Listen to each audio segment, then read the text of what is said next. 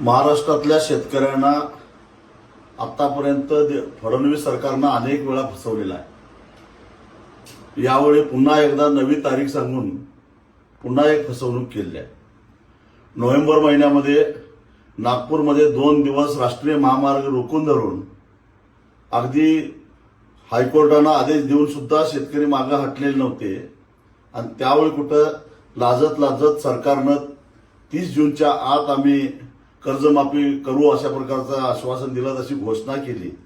पण पुन्हा एकदा सरकारनं आपला रंग दाखवला आणि आता 5 जुलैनंतर त्याची प्रक्रिया सुरू होईल अशा प्रकारची घोषणा कृषी मंत्र्यांनी विधिमंडळामध्ये केलेली आहे।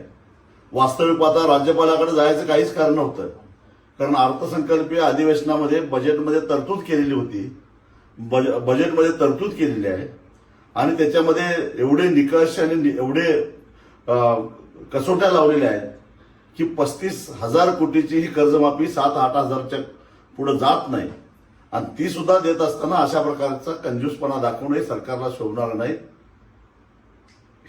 हा जो खेळखंडोबा करायला लागलाय, कारण याच्यामुळं किमान 50,000 रुपये मिळणार अशा आशेवर शेतकरी राहिलेले होते, जे नियमित कर्जदार आहेत, ज्यांच्या कर्जाची मुदत 30 जूनला संपणार आहे, म्हणजे उद्या संपणार आहे, ते उद्यापासून थकबाकी जाणार आहे।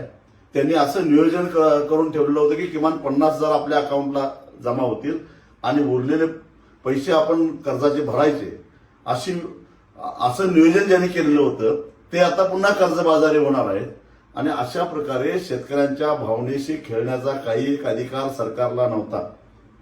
जणू काय भीक देतोय या पद्धतीनं हा जो काय खेळखंडोबा चाललेला आहे, मला सरकारला एवढाच इशारा द्यायचा आहे की हे तुम्हाला महागात पडेल।